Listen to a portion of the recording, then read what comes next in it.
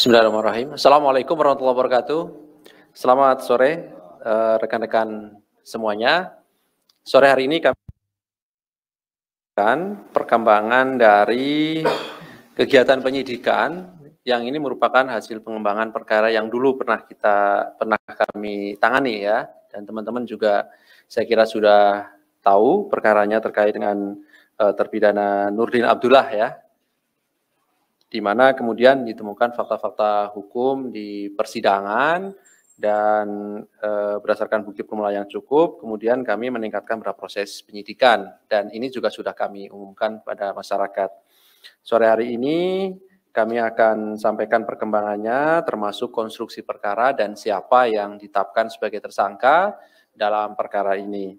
Hadir sore hari ini pimpinan Pak Alek dan juga Deputi Penindakan Pak Karyoto, dan nanti akan dibacakan poin-poin dari perkara ini dan selanjutnya kami silakan 3 orang penanya untuk satu sesi. Karena mengingat waktu saya kira silakan kami fokuskan lebih dahulu ya saya kira terkait dengan penanganan perkara ini. Baik, kami silakan Pak Alek untuk membacakan poin-poin dimaksud. Ya, terima kasih.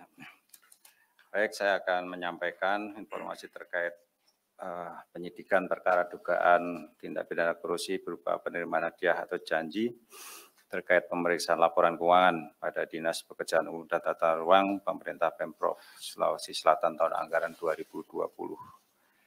Dari hasil pengumpulan informasi dan data dari berbagai sumber termasuk adanya fakta persidangan dalam perkara terpidana Nurdin Abdullah dan kawan-kawan terkait dugaan tindak pidana korupsi dimaksud, KPK melakukan penyelidikan dan ditemukan adanya bukti permulaan yang cukup, maka KPK kemudian meningkatkan status perkara ini ke tahap penyidikan dengan mengumumkan tersangka sebagai berikut. Dari pihak pemberi adalah ER, Sekretaris Dinas PUPR Provinsi Sulawesi Selatan. Kemudian pihak penerima AS, ini Kepala Perwakilan BPK Sulawesi Selatan ya, Sulawesi Selatan atau Tenggara ini? Ya, atau mantan Kasub Auditoriat Sulawesi Selatan 1 BPK Perwakilan Provinsi Sulsel. Kemudian YBHM, pemeriksa pada BPK Perwakilan Provinsi Sulawesi Selatan. Kemudian WIW, mantan pemeriksa pertama BPK Perwakilan Provinsi Sulawesi Selatan, Kasubag Humas dan Tata Usaha BPK Perwakilan Provinsi Sulawesi Selatan. GG, ini pemeriksa pada perwakilan BPK Provinsi Sulawesi Selatan, Staf Humas dan Tata Usaha Kepala Perwakilan BPK Provinsi Sulawesi Selatan. Dan untuk kebutuhan proses penyidikan, tim penyidik melakukan upaya paksa penahanan kepada para tersangka untuk 20 hari pertama, terhitung mulai tanggal 18 Agustus hari ini, sampai dengan tanggal 6 September tahun 2022. AS ini ditahan di rutan KPK Gedung Merah Putih, kemudian YBHM ditahan di rutan KPK pada Kapling C1, WIW ditahan di rutan KPK juga pada Kapling 1, demikian juga dengan GG ditahan di rutan KPK pada Kapling C1. Adapun konstruksi perkaranya diduga telah terjadi peristiwa sebagai berikut. Pada tahun 2020, BPK Perwakilan Provinsi Sulsel memiliki agenda salah satunya melakukan pemeriksaan laporan keuangan pemerintah daerah Pemprov Sulsel untuk tahun anggaran 2020. Selanjutnya, BPK Perwakilan Sulsel membentuk tim pemeriksa dan salah satunya beranggotakan YBHM dengan tugas melakukan pemeriksaan laporan keuangan Pemprov Sulsel. Salah satu entitas yang menjadi objek pemeriksaan yaitu Dinas Pekerjaan Umum dan Tata Ruang Pemprov Sulsel. Sebelum proses pemeriksaan, YBHM diduga aktif menjalin komunikasi dengan AS, WIW, dan GG yang pernah menjadi tim pemeriksa untuk laporan keuangan Pemprov Sulsel tahun 2019. Di antaranya terkait cara memanipulasi temuan item-item pemeriksaan. Untuk laporan keuangan Pemprov Sulsel tahun 2019 diduga juga dikondisikan oleh AS, WIW, dan GG dengan meminta sejumlah uang. Adapun item temuan dari YBHM antara lain adanya beberapa proyek pekerjaan yang nilai pagu anggarannya diduga di markup dan hasil pekerjaan juga diduga tidak sesuai dengan kontrak. Atas temuan ini, ER kemudian berinisiatif agar hasil temuan dari tim pemeriksa dapat direkayasa sedemikian rupa, diantaranya untuk tidak dilakukan pemeriksaan pada beberapa item pekerjaan. Nilai temuan menjadi kecil sehingga menyatakan hasil temuan menjadi tidak ada, hingga menyatakan hasil temuan menjadi tidak ada. Dalam proses pemeriksaan ini, ER selaku Sekretaris Dinas PUPR aktif melakukan koordinasi dengan GG yang dianggap berpengalaman dalam pengkondisian temuan item pemeriksaan termasuk teknis penyerahan uang untuk tim pemeriksa. GG kemudian menyampaikan keinginannya ER tersebut pada YPHM dan selanjutnya YPHM diduga bersedia memenuhi keinginan ER dengan adanya kesepakatan pemberian sejumlah uang dengan istilah dana partisipasi. Untuk memenuhi permintaan YPHM, ER diduga sempat meminta saran pada WIW dan GG terkait sumber uang dan masukan dari WIW dan GG yaitu dapat dimintakan dari para kontraktor yang menjadi pemenang proyek di tahun anggaran 2020. Diduga besaran dana partisipasi yang diminta adalah 1% dari nilai proyek dan dari keseluruhan dana partisipasi yang terkumpul, nantinya ER akan mendapatkan 10%. Adapun uang yang diduga diterima secara bertahap oleh YPHM, WIW, dan GG secara keseluruhan berjumlah sekitar 2,8 miliar. Dan AS turut diduga mendapatkan bagian 100 juta yang digunakan untuk mengurus kenaikan jabatan menjadi Kepala BPK Perwakilan. Sedangkan ER juga mendapatkan jatah sejumlah sekitar 324 juta rupiah dan KPK juga masih akan melakukan pendalaman terkait dugaan aliran uang dalam pengurusan laporan keuangan Pemprov Sulsel ini. Atas perbuatan para tersangka disangkakan melanggar pasal sebagai berikut. Sebagai pihak pemberi, ER diduga melanggar pasal 5 ayat 1 huruf A atau huruf B atau pasal 13 Undang-Undang Nomor 31 Tahun 99 tentang pemberantasan tindak pidana korupsi sebagaimana telah diubah dengan Undang-Undang Nomor 20 Tahun 2001 tentang perubahan atas Undang-Undang Nomor 31 Tahun 99 tentang pemberantasan tindak pidana korupsi. Sedangkan AS, YPHM, WIW, dan GG sebagai penerima diduga melanggar pasal 12 huruf A atau huruf B kecil atau pasal 11 Undang-Undang Nomor 31 Tahun 1999 sebagaimana telah diubah dengan Undang-Undang Nomor 20 Tahun 2001 tentang perubahan atas Undang-Undang Nomor 31 Tahun 1999 tentang pemberantasan tindak pidana korupsi junto pasal 55 ayat 1 ke 1 KUHP. Demikian disampaikan beberapa poin terkait dengan kegiatan penyidikan dan penetapan tersangka pada sore hari ini. Terima kasih.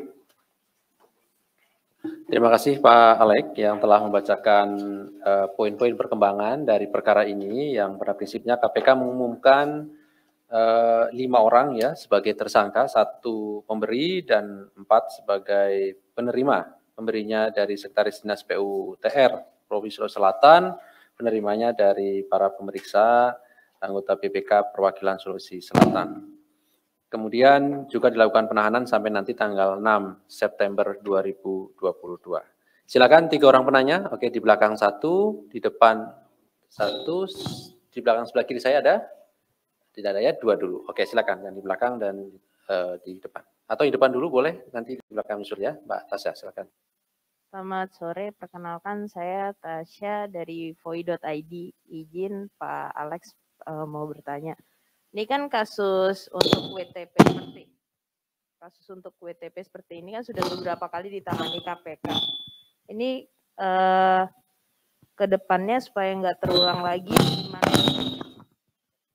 Kedepannya supaya tidak terulang lagi gimana ya Pak? Ini kan berarti mengindikasikan kalau WTP itu sebenarnya juga nggak murni-murni banget gitu. Berarti ada suap di balik itu.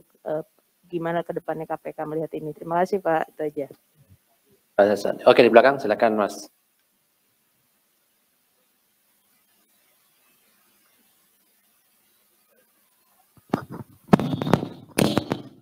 Tes. Saya Setio Haji, dari Bisnis Indonesia. Soal perkara ini kan suap modelan aksi sulap laporan keuangan ini kan kayaknya udah 2 daerah ya di tahun ini ya Mas ya, yang terungkap gitu. Kemarin baru ini kan di Sulawesi Selatan, sekarang di Bogor gitu. Untuk di wilayah lain tuh gimana ya Pak Alex, Mas Ali, Pak Karyoto? Apakah memang praktik seperti ini marak gitu dilakukan oleh pejabat maupun pegawai BPK gitu dalam pengkondisian laporan keuangan ini gitu? Terkait kasus lain boleh ya Mas Ali ya? Tadi kan Pak Karyoto terkait kasus Surya Darmadi, tadi Pak Karyoto bilang ada kemungkinan penuntutan bersama dengan Kejagung dalam kasus Surya Darmadi. Nah itu teknisnya kayak gimana ya Pak? Apakah memang kasus suap alih fungsi lahan di KPK ini mau diserahkan ke Kejagung atau bagaimana gitu? Terus juga masih di kasus yang sama, kalau nggak salah kan di kasusnya ini kan tersangka penerima suapnya kan Gubernur Anas Mamun ya. Nah, di situ kan ada nama mantan Menteri Kehutanan Zulkifli Hasan yang sekarang menjabat Menteri Perdagangan. Nah, itu apakah yang bersangkutan akan diperiksa Pak? Mengingat kalau nggak salah dia nerbitin surat keputusan Menteri Kehutanan gitu tentang perubahan peruntukan kawasan perhutanan kalau nggak salah. Yang salah satunya wilayahnya yang digarap Darmex. Itu aja sih. Terima kasih. Oke, terima kasih. Terakhir saya beri kesempatan, satu lagi kalau ada. Ada? Boleh. Ya. Atau sini dulu, Mas, silakan. Nanti Mbak Tasa.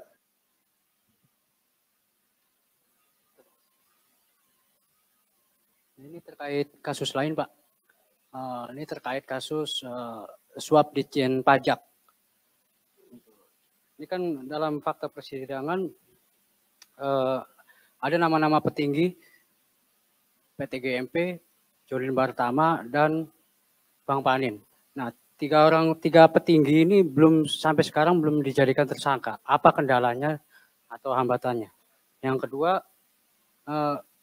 apakah bisa 3 perusahaan ini dikenakan sanksi dalam kasus suap pajak ini? Terima kasih, Pak. Saya Nur Huri dari Majalah Keadilan Indonesia. Oh, Nur Huri, oke. Ya. Tasa tadi ada ya, satu tambahan ya. Pak, izin tambahan untuk kasus lain soal bansos yang di wilayah di Batubara itu perkembangannya sejauh apa ya? Kan katanya lagi diusut yang pasal 2, pasal 3-nya. Ini perkembangannya seperti apa?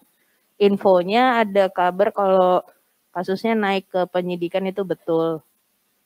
Itu betul atau enggak gitu aja sih Pak. Sama satu lagi soal gratifikasi yang tadi Ajay Priyatna